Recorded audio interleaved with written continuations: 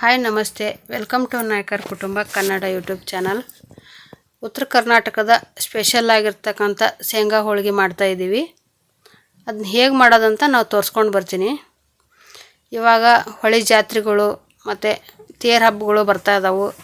ಅವಕ್ಕೆಲ್ಲ ಶೇಂಗಾ ಹೋಳಿಗೆ ಮಾಡ್ಕೊಂಡು ಕಟ್ಕೊಂಡು ಹೋದರೆ ತುಂಬ ಚೆನ್ನಾಗಿರುತ್ತೆ. ಹಾಗಾಗಿ ನಾನು ಶೇಂಗಾ ಹೋಳಿಗೆ ಮಾಡೋದನ್ನ ತೋರಿಸ್ಕೊಡ್ತೀನಿ. ನಾನಿಲ್ಲಿ ಅರ್ಧ kg ಶೇಂಗಾ ತೊಗೊಂಡಿದ್ದೀನಿ ಮತ್ತು ಒಂದು ಅರ್ಧ kg ಬೆಲ್ಲ ತೊಗೊಂಡಿದ್ದೀನಿ. ಒಂದು 150 ಗ್ರಾಮಷ್ಟು ಎಣ್ಣೆ ತೊಗೊಂಡಿದ್ದೀನಿ. ಒಂದು ಚಿಟಿಕೆ ಉಪ್ಪು, ಒಂದು ಅರ್ಧ ಇಂಚಿನಷ್ಟು ಒಣಶುಂಠಿ, ಒಂದು 4 ಏಲಕ್ಕಿ ತೊಗೊಂಡಿದ್ದೀನಿ ಮತ್ತು ಒಂದು ಅರ್ಧ kg ಅಷ್ಟು ಮೈದಾ ತೊಗೊಂಡಿದ್ದೀನಿ. ಸ್ವಲ್ಪ ನೀರು ತೊಗೊಂಡಿದ್ದೀನಿ ಮತ್ತು ಹಿಟ್ಟು ಕಲಸೋದಕ್ಕೆ ಅಂತ ನಾನು 1.5 ಸ್ಪೂನ್ನಷ್ಟು ತುಪ್ಪ ತೊಗೊಂಡಿದ್ದೀನಿ. ಇವಾಗ ಸ್ಟವ್ ಹಚ್ಕೊಂಡು ಬಾಣಲೆ ಇಟ್ಕೊಂಡು ನಾನು ಶೇಂಗಾ ಬೀಜ ಹುರ್ಕೊತಾ ಇದ್ದೀನಿ. ಸ್ವಲ್ಪ ಮೀಡಿಯಮ್ ಉರಿಯಲ್ಲೇ ಹುರ್ಕೋಬೇಕು. ಯಾಕೆ ಅಂತಂದರೆ ನಾವು ಜೋರು ಉರಿ ಇಟ್ಕೊಂಡ್ವಿ ಅಂದರೆ ಅದು ಬೇಗ ಕಪ್ಪಾಗಿಬಿಡುತ್ತೆ, ಆಮೇಲೆ ಒಳಗೆಲ್ಲ ಹಸಿ ಹಸಿಯಾಗಿರ್ತವೆ.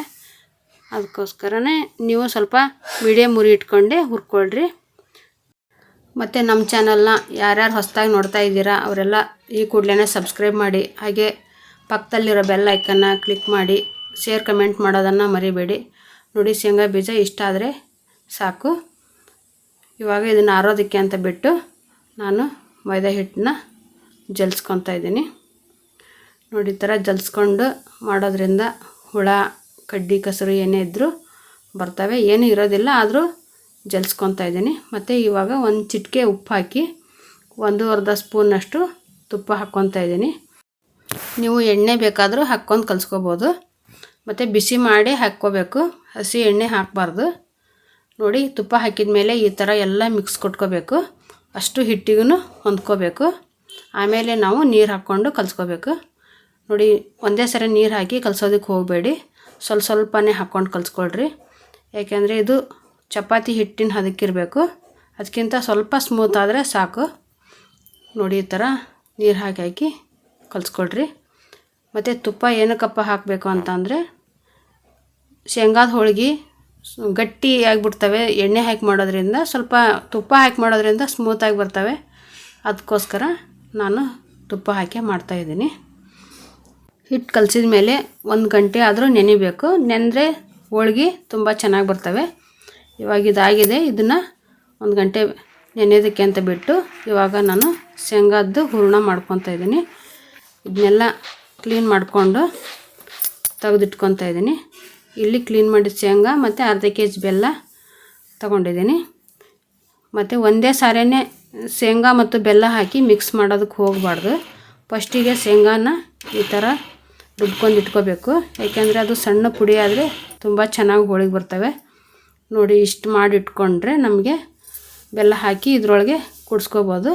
ಇದು ಜಾಸ್ತಿ ಆಗಿರೋದ್ರಿಂದ ನಾನು 2 ಸರಿ ಹಾಕ್ಕೊಂಡು ಮಿಕ್ಸಿ ಮಾಡ್ಕೊತಾ ಇದ್ದೀನಿ. ನೋಡಿ, ಇವಾಗ ಅರ್ಧ ಶೇಂಗಾ ಪುಡಿ ಹಾಕಿ ಒಂದು ಅರ್ಧ ಬೆಲ್ಲ ಹಾಕಿ, ಇದು ಒಂದೇ ಸರಿ ಗರ್ರ ಅಂತ ತಿರುಗ್ಸೋದಕ್ಕೆ ಹೋಗಬಾರ್ದು. ಸ್ವಲ್ಪ ಹಿಡಿದು ಬಿಟ್ಟು ತಿರುಗಿಸ್ಕೋಬೇಕು. ಈ ಥರ ತಿರುಗಿಸ್ಕೊಂಡು ಅದು ಗಟ್ಟಿ ಆಗೋ ತನಕ ನಾವು ತಿರುಗಿಸ್ಬೇಕು. ನೋಡಿ, ಈ ಥರ ನುಣ್ಣಗಾಗಬೇಕು. ಇವಾಗ ಇನ್ನೊಂದು ಸರಿ ನಾನು ತಿರುಗಿಸ್ಕೊತಾ ಇದ್ದೀನಿ. ಮತ್ತು ನಾವು ಎಲ್ಲಾದರೂ ದೇವರಿಗೆ ಹೋಗಬೇಕು ಅಂತಂದರೆ, ಜಾತ್ರೆಗೆ ಹೋಗಬೇಕು ಅಂದರೆ ನಾವು ಮೊದಲೇ 2 ದಿನ ಮೊದಲೇ ನಾವು ಈ ಥರ ಶೇಂಗಾ ಹೋಳಿಗೆ ಮಾಡ್ಕೊಂಡು ಇಟ್ಕೊಂಡ್ವಿ ಅಂದರೆ ತಗೊಂಡು ಹೋಗೋದಕ್ಕೆ ಇನ್ನೂ ಈಸಿಯಾಗಿಬಿಡುತ್ತೆ. ನಾವು ಈ ಥರನೇ ಮಿಕ್ಸಿ ಮಾಡ್ಕೋಬೇಕು. ನೋಡಿ, ಇವಾಗ ಇದು ಮಿಕ್ಸಿ ಮಾಡ್ಕೊಂಡಾಗಿದೆ. ಇದನ್ನು ಯಾವ ಥರ ಹೂರಣ ಮಾಡೋದು ಅಂತ ತೋರಿಸ್ಕೊಡ್ತೀನಿ. ನಾನಿಲ್ಲಿ ಒಂದು ಸ್ವಲ್ಪ ಬಿಸಿನೀರು ಕಾಯಿಸ್ಕೊಂಡಿದ್ದೀನಿ. ಅಂದರೆ ಭಾಳ ಬಿಸಿ ಇರಬಾರ್ದು, ಈ ಥರ ಉಗುರು ಬೆಚ್ಚಗಿದ್ರೆ ಸಾಕು. ಮತ್ತು ಇದಕ್ಕೆ ನೀರು ಜಾಸ್ತಿ ಹಾಕಬಾರ್ದು. ನೋಡಿ, ಒಂದೊಂದೇ ಸ್ಪೂನ್ ಆಗೋಷ್ಟು ನಾವು ಹಾಕ್ಕೊಂಡು ಕಲಿಸ್ಕೋಬೇಕು. ಇದು ಬೆಲ್ಲ ಹಾಕಿರೋದ್ರಿಂದ ನೀರು ಜಾಸ್ತಿ ಹಿಡಿಸೋದಿಲ್ಲ. ನೋಡಿ, 1 ಸ್ಪೂನ್ ಅಷ್ಟು ಹಾಕ್ಕೊಂಡಿದ್ದೀನಿ. ಇವಾಗ 2ನೇ ಸ್ಪೂನಷ್ಟು ಹಾಕಿ ನಾನು ಮಿಕ್ಸ್ ಮಾಡ್ಕೊತಾ ಇದ್ದೀನಿ. ನೋಡಿ, ಇದು ಇವಾಗಲೇ ಕುಡ್ಕೊಂಡ್ಬಿಡ್ತು. ಬೆಲ್ಲ ನೀರು ಬಿಟ್ಬಿಡುತ್ತೆ, ಮತ್ತು ಶೇಂಗಾದೊಳಗೆ ಎಣ್ಣೆ ಅಂಶ ಇರೋದ್ರಿಂದ ಎಣ್ಣೆನೂ ಬಿಟ್ಬಿಡುತ್ತೆ. ಹಾಗಾಗಿ ನಾವು ನೀರು ಜಾಸ್ತಿ ಹಾಕೋಕ್ಕೆ ಹೋಗಬಾರ್ದು. ನೋಡಿ, ಇವಾಗ ಇನ್ನೊಂದು ಸ್ಪೂನಷ್ಟು ಹಾಕ್ಕೊತಾ ಇದ್ದೀನಿ. ನೋಡಿ ಇದಕ್ಕೆ 3 ಸ್ಪೂನ್ ಹಾಕಿದರೆ ಸಾಕು. ಮತ್ತು ಶೇಂಗಾ ಹೋಳ್ಗೆ ನಾವು ಅರ್ಧ kg ಶೇಂಗಾ ತಗೊಂಡ್ರೆ ಒಂದು 40ರಿಂದ 45 ಹೋಳ್ಗೆ ಮಾಡಿ ಇಟ್ಕೋಬೋದು. ನಾವು 8 ದಿವಸ ಇಟ್ಕೊಂಡು ತಿಂದರೂ ಅವೇನು ಕೆಡೋದಿಲ್ಲ. ನೋಡಿ ಇವಾಗ ನಾನು ಶುಂಠಿ ಮತ್ತು ಏಲಕ್ಕಿ ಪೌಡ್ರ್ ಹಾಕ್ಕೊತಾ ಇದ್ದೀನಿ. ನಿಮಗೆ ಹೂರಣ ಗಟ್ಟಿ ಅನಿಸಿದರೆ ಅದಕ್ಕೆ ಇನ್ನೊಂದು ಸ್ಪೂನಷ್ಟು ನೀರು ಹಾಕಿ ಈ ಥರ ಗಟ್ಟಿಯಾಗಿ ಕಲಸಿ ಒಂದು 5 ನಿಮಿಷ ಬಿಡಬೇಕು. ಬಿಟ್ಟು ನಾವು ಒಂದೊಂದೇ ಈ ಥರ ಉಂಡೆಗಳು ತೆಗೆದಿಟ್ಕೋಬೇಕು. ಯಾಕೆಂದರೆ ಹೋಳ್ಗೆ ಮಾಡಬೇಕು ಅಂದಾಗ ಅದು ಈಜಿ ಆಗಿಬಿಡುತ್ತೆ. ನಾವು ಒಂದೊಂದೇ ಉಂಡೆ ತಗೊತ ಒಂದೊಂದೇ ಹೋಳ್ಗೆ ಮಾಡಬೇಕು ಅಂದರೆ ಕೈಯೆಲ್ಲ ಅಂಟಂಟಾಗ್ಬಿಡುತ್ತೆ. ಹಾಗಾಗಿ ಈ ಥರ ಎಲ್ಲ ಉಂಡೆಗಳನ್ನು ತೆಗೆದಿಟ್ಕೋಬೇಕು. ನಾನು ಇಲ್ಲೊಂದು 40 ಉಂಡೆಗಳನ್ನು ಮಾಡಿಟ್ಕೊಂಡಿದ್ದೀನಿ. ಇವಾಗ ಹಿಟ್ಟು ಚೆನ್ನಾಗಿ ನೆಂದಿದೆ. ಇದಕ್ಕೆ ಎಣ್ಣೆ ಹಚ್ಕೊಂಡು ಚೆನ್ನಾಗಿ ನಾದ್ಕೋಬೇಕು.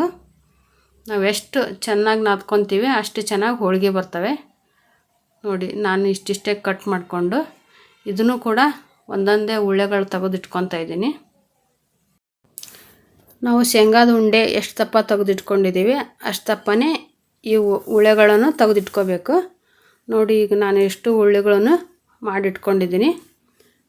ಇವಾಗ ಹೋಳಿಗೆ ಮಾಡೋದು ಹೇಗೆ ಅಂತ ತೋರಿಸ್ಕೊಡ್ತೀನಿ. ಇವಾಗ ಸ್ಟವ್ ಹಚ್ಕೊಂಡು ಪ್ಯಾನ್ ಇಟ್ಕೊಂಡಿದ್ದೀನಿ. ನೋಡಿ ಈ ಥರ ಉಳ್ಳೆಗಳು ತಗೊಂಡು ಮತ್ತು ಉಂಡೆಗಳನ್ನು ತಗೊಂಡು ಈ ಥರ ತುಂಬ್ಕೋಬೇಕು.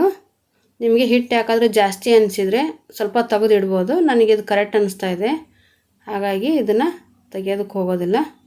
ನಾವು ಕೈಯಲ್ಲೇ ಇಟ್ಕೊಂಡು ಈ ಥರ ಪ್ರೆಸ್ ಮಾಡ್ಕೋಬೇಕು. ಸ್ವಲ್ಪ ಹಿಟ್ಟು ಹಾಕ್ಕೊಂಡು ಇದನ್ನು ಇನ್ನೊಂದು ಸಲ ಪ್ರೆಸ್ ಮಾಡಿ ಉದ್ಕೋಬೇಕು. ಹಿಟ್ಟು ಹಚ್ಕೊಂಡು ಜಾಸ್ತಿ ಹಿಟ್ಟು ಹಾಕೋದಕ್ಕೆ ಹೋಗಬಾರ್ದು. ಮೊದಲೇ ಪ್ರೆಸ್ ಮಾಡ್ಕೊಂಡು ಉದ್ದೋದ್ರಿಂದ ಎಲ್ಲ ಕಡೆಗೂ ಹೂರಣ ಕರೆಕ್ಟಾಗಿ ಬರುತ್ತೆ. ಮತ್ತು ಸೈಡಿಗೆಲ್ಲ ವೈಟ್ ಕಣಕ ಬರೋದಿಲ್ಲ. ನೋಡಿ ಎಷ್ಟು ಚೆನ್ನಾಗಿ ಹೋಳ್ಗೆ ಬರ್ತಾಯಿದೆ. ನೋಡಿ ಇಷ್ಟ ಆದರೆ ಸಾಕು. ನೋಡಿ ವೈಟ್ ಒಂದು ಕಡೆನೂ ಬರಲೇ ಇಲ್ಲ. ಇವಾಗ ಸ್ವಲ್ಪ ಎಣ್ಣೆ ಹಾಕಿ ಇದನ್ನು ಹೋಳ್ಗೆ ಬೇಯಿಸ್ಕೊತಾ ಇದ್ದೀನಿ. ಈ ಶೇಂಗಾ ಹೋಳ್ಗೆಗೆ ಏನು ಎಣ್ಣೆ ಜಾಸ್ತಿ ಹಾಕೋದಕ್ಕೆ ಹೋಗಬಾರ್ದು. ಇದರಲ್ಲಿ ತುಂಬ ಎಣ್ಣೆ ಅಂಶ ಇರುತ್ತೆ, ಹಾಗಾಗಿ ಎಣ್ಣೆ ಜಾಸ್ತಿ ಹಾಕೋಕ್ಕೆ ಹೋಗೋಲ್ಲ. ಆಮೇಲೆ ಅದು 8 ದಿವಸ 15 ದಿವಸ ಇಟ್ಕೊಂಡು ತಿಂದ್ರೂ ಕೆಡೋದಿಲ್ಲ. ಜಾಸ್ತಿ ಎಣ್ಣೆ ಹಾಕಿ ಬೇಯಿಸಿದ್ವಿ ಅಂದರೆ ಬೇಗ ಅಂಟಂಟಾಗಿಬಿಡ್ತವೆ. ಹಾಗಾಗಿ ಸ್ವಲ್ಪ ಎಣ್ಣೆ ಹಾಕಿ ಬೇಯಿಸ್ಕೋಬೇಕು. ನೋಡಿ ಎಷ್ಟು ಚೆನ್ನಾಗಿ ಉಬ್ಬಿ ಬರ್ತಾಯಿದೆ. ನೀವು ಒಂದ್ಸರಿ ಈ ಮೆಥಡಲ್ಲಿ ಶೇಂಗಾ ಹೋಳ್ಗೆನ ಮಾಡಿ ನೋಡಿ, ತುಂಬ ಚೆನ್ನಾಗಿ ಬರ್ತವೆ. ನಿಮಗೂ ಇಷ್ಟ ಆಗಿದೆ ಅಂತ ಅಂದ್ಕೊತೀನಿ. ನೋಡಿ ಎಷ್ಟು ಚೆನ್ನಾಗಿ ಉಬ್ಬಿ ಬರ್ತಾಯಿದೆ ಹೋಳಿಗೆ. ಇದು ಇವಾಗ ಆಗಿದೆ. ಇದನ್ನು ತೆಗಿತಾ ಇದ್ದೀನಿ. ನಾನು ಇನ್ನೊಂದು ಹೋಳಿಗೆ ಮಾಡಿ ತೋರಿಸ್ತಾ ಇದ್ದೀನಿ. ನೋಡಿ ಈ ಥರನೇ ತುಂಬ್ಕೋಬೇಕು. ನೀವೇನಾದರೂ ಕಣಕ ಜಾಸ್ತಿ ಆಗಿತ್ತಪ್ಪ ಅಂದರೆ ತೆಗೆದು ಹಾಕಿಬಿಡ್ರಿ. ತೆಗಿಲಿಲ್ಲ ಅಂದರೆ ಅದೆಲ್ಲ ಸೈಡಿಗೆ ಕಣಕ ಬಂದುಬಿಡ್ತದೆ. ಹಾಗಾಗಿ ಈ ಥರ ಪ್ರೆಶ್ ಮಾಡಿಕೊಂಡು ಉದ್ದೋದ್ರಿಂದ ಎಲ್ಲ ಸೈಡಿಗೂ ಹೂರಣ ಹೊಂದಿ ಚೆನ್ನಾಗಿ ಹೋಳಿಗೆ ಬರ್ತವೆ. ನೋಡಿ ಈ ಥರ ಹೋಳಿಗೆ ಮಾಡಿಕೊಡ್ರಿ. ನಿಮಗೆ ಕಣಕ ಏನಾದರೂ ಜಾಸ್ತಿ ಹೊರಗಡೆ ಬಂದಿತ್ತಪ್ಪ ಅಂತಂದರೆ ಅದನ್ನು ಕಟ್ ಮಾಡಿ ತೆಗಿಬೋದು. ನೋಡಿ ನಾನು ಸ್ವಲ್ಪ ಎಣ್ಣೆ ಹಾಕಿ ಇದನ್ನು ಬೇಯಿಸ್ಕೊತಾ ಇದ್ದೀನಿ. ಮತ್ತು ಮಾಡಿ ಇಟ್ಕೊಳೋದ್ರಿಂದ ಮಕ್ಕಳು ಸ್ಕೂಲಿಂದ ಬಂದ ತಕ್ಷಣ ಏನಾದರೂ ಸ್ವೀಟ್ ಕೇಳಿದರೆ ಈ ಶೇಂಗಾ ಹೋಳ್ಗೆ ಕೊಟ್ಟರೆ ತುಂಬ ಖುಷಿಯಿಂದ ತಿಂತಾರೆ. ನೋಡಿ ಎಲ್ಲ ಹೋಳ್ಗೆಗಳನ್ನು ನಾನು ಮಾಡಿ ತೋರಿಸ್ತಾ ಇದ್ದೀನಿ. ಮತ್ತು ಇನ್ನೊಂದು ಏನಪ್ಪ ಅಂತಂದರೆ ನಾವು ಹಿಟ್ಟನ್ನು ಎಷ್ಟು ಚೆನ್ನಾಗಿ ನಾದ್ಕೊಂಡು ಮಾಡ್ತೀವಿ ಅಷ್ಟು ಚೆನ್ನಾಗಿ ಹೋಳಿಗೆ ಬರ್ತವೆ. ಒಂದೂ ಹರಿದು ಬರೋದಿಲ್ಲ. ನೋಡಿ ಎಷ್ಟು ಚೆನ್ನಾಗಿ ಬಂದಿದ್ದಾವೆ. ಒಂದು ಹೋಳಿಗೆನೂ ಕಟ್ಟಾಗಿಲ್ಲ. ನೀವು ಬೇಕು ಅಂದರೆ ತುಪ್ಪ ಹಾಕ್ಕೊಂಡಾದರೂ ತಿನ್ಬೋದು, ಹಾಗೆ ಆದರೂ ತಿನ್ಬೋದು. ಇವು ನಾವು ಎಷ್ಟು ದಿವಸ ಇಡ್ತೀವಿ ಅಷ್ಟು ರುಚಿಯಾಗಿ ಜಾಸ್ತಿನೇ ರುಚಿಯಾಗಿಬಿಡ್ತವೆ. ಮೊದಲಿನ ದಿನ ತಿನ್ನೋದಕ್ಕಿಂತ 2ನೇ ದಿನ 3ನೇ ದಿನ ತಿಂದರೆ ಇನ್ನೂ ಚೆನ್ನಾಗಿರ್ತವೆ. ನಿಮಗೆ ಈ ವಿಡಿಯೋ ಇಷ್ಟವಾದರೆ ಲೈಕ್ ಮಾಡಿ, ಶೇರ್ ಮಾಡಿ, ಕಮೆಂಟ್ ಮಾಡಿ ಮತ್ತು ಸಬ್ಸ್ಕ್ರೈಬ್ ಮಾಡೋದನ್ನು ಮರಿಬೇಡಿ. Thank you for watching.